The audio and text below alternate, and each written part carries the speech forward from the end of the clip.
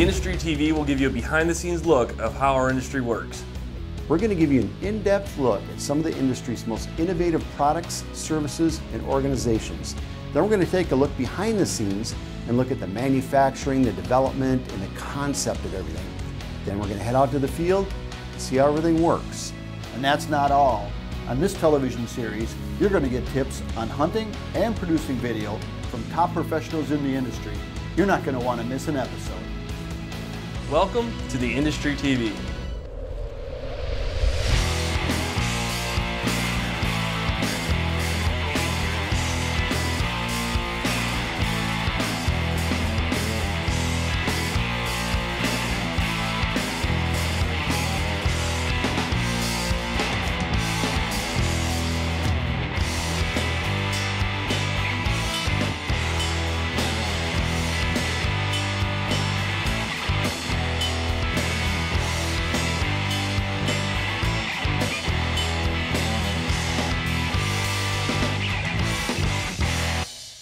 Now we're going to take a look at a new innovative product for checking the wind, the WindPro by Scent Blocker.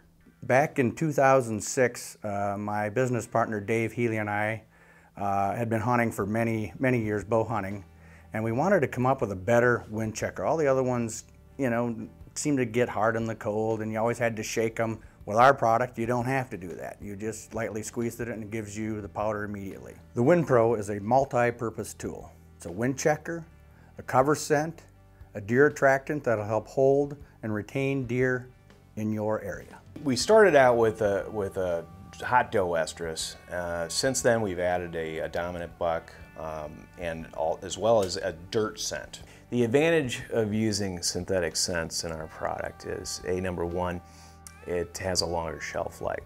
Once it's incorporated into a powder form, it does not break down, unlike the natural scents on the market. When we're hunting in the industry, you know, we're bringing camera equipment, backpacks, what have you. We're dropping it at the base of the tree. We're also using that the dirt scent, kind of spray down the base of the tree or anything that we've touched. Big game animals have a tremendous sense of smell. That is their number one defense. You gotta know which way the wind's blowing or they're gonna smell you, period. Even just walking in, I will take a wind checker. If I know that wind's blowing into my face, I get to a certain stand and I know my scent is perfect. I think I'm set up downwind of the animals and I let that wind checker go. If that wind blows to the field I'm hunting or to where I think the animals are gonna come, I'm getting out of that stand because I'm gonna ruin that stand for the rest of the season. As a bow hunter, we understand how critical it is to play the wind. As a gun hunter, it's equally as important to play that wind. We've got a shortened season, we've got a weapon that can reach out, but we need to stay focused in stand selection and knowing where that human scent can travel. A big key to being successful hunting is knowing the thermals, and that's a change in the weather conditions. Heating up, cooling down will change the wind direction and change the way the wind flows.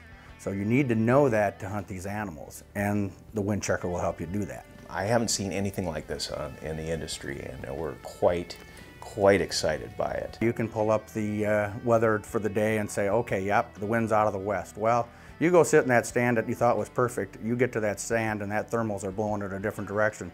There's no reason to go to that stand. That animals are not gonna come in, period. And if you've hunted enough, even the novice hunter has seen many an animal run from them. But you could clip this on your fanny pack if you want, your belt loop, binoculars. Scent Blocker has actually come out with a string in one of their pockets, especially designed for the wind checker.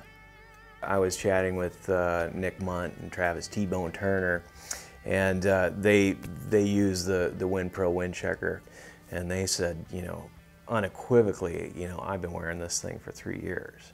You know, I don't go in the field without a wind checker. When I'm in the field, I wear Scent Blocker, I play the wind with WindPro, and I know I'm going to be successful.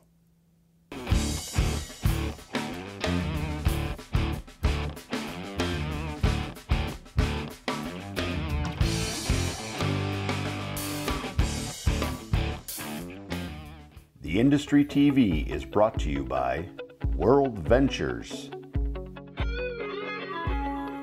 the WindPro,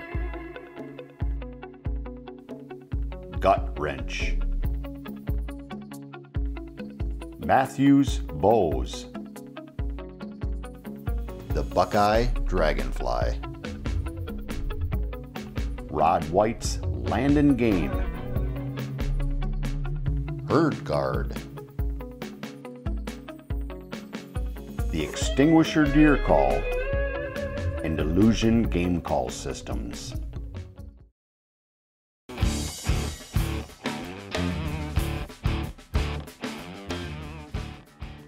My 12-year-old son got his first time to go out with a slug gun. He got to go with Dad one other time, but this time we went in, we grabbed one of the camera guys, we had a stand picked out, big double stand. We go into the stand. On the way down, of course, we walked with the wind into our face, down a hill, laying our new dirt product out and laying a little bit of the doe estrus. Got into the stand. Both of us were up there. Dad had a gun too, because I bought a license also, and we had a camera guy. As the morning progressed, got light out, told my son, hey, be ready. They usually like to start moving from the fields around 8:30. They'll start popping through this woods.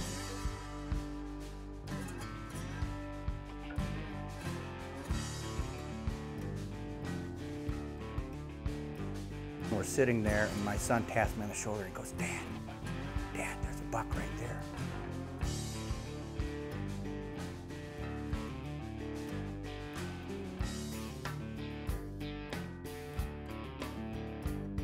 Two weeks prior to the hunt, my son and I made a mock scrape 30 yards from us.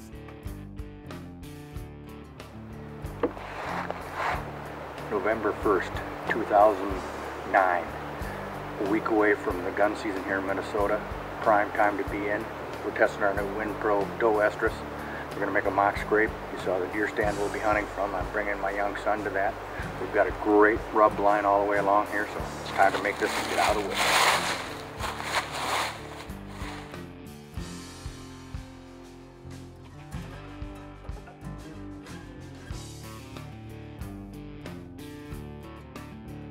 And that buck was coming right to it.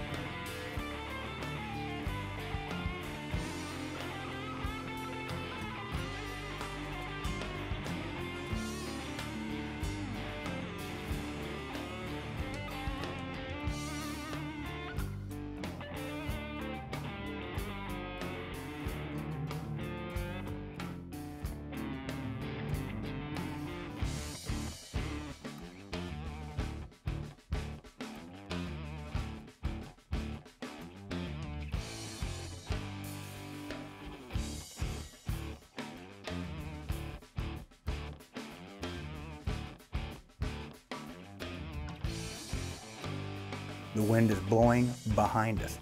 There's 3 people in the tree. My son and a camera guy, and we are eye level. The steer is actually above us to start out with. Comes down the trail, is right behind us, and my 12-year-old son goes, he's pretty big, Dad.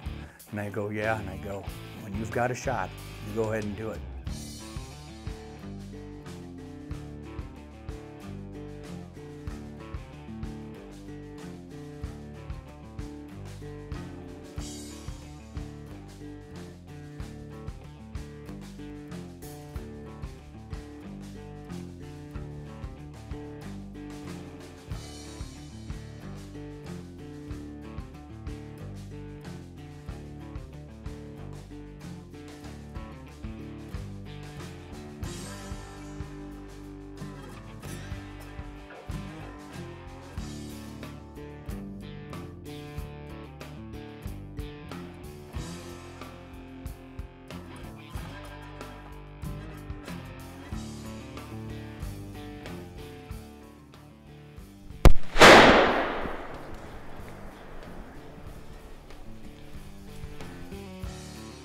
At that time, at about 8:20, my son fired a round and hit this deer. It ran about 30 yards and he thought he missed it. And about a few seconds into it, the deer started to rock and roll and he tipped over.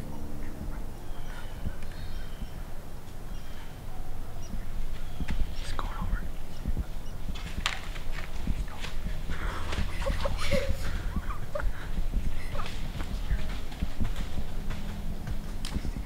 There's only one thing more exciting than you shooting a deer is having your 12-year-old son shoot his first deer, bigger than anything you have on the wall.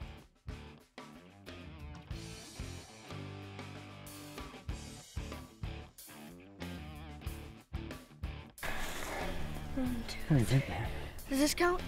Yeah, that's just about an inch. 1, 2, 3, 4, 5, 6, 7, 8, 9, 10, 11, 12.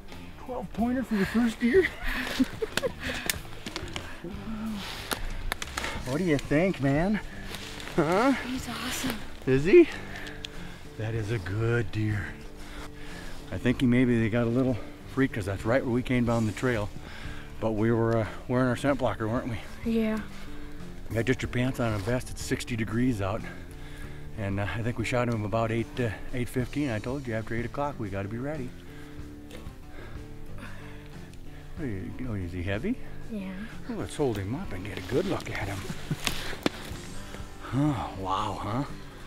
Look at that. And you're gonna give him a little turn like this. Oh yeah, baby. That's a good buck. Congratulations, son, way to go. Since using scent blocker in this product, I've shot more bigger bucks than I ever have in my entire life. And that's been going on for 10 years. And now that tradition carries on with my 12-year-old son. And hopefully he'll keep the tradition rolling too. Does it work? Absolutely. Will I keep using it? Yes.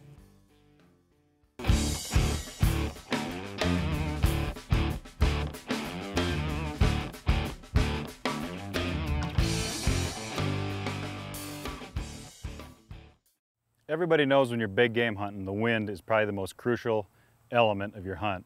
So in order to make sure the wind's in your face at all times, you got to get one of these, the new Scent Blocker Wind Pro. It comes in a 2-piece pack, one with deer scent and one with a puffer. You hook this onto your binocular strap or on your belt with this nifty little carabiner, and you can't go wrong. You always know which way your wind's blowing. I love it.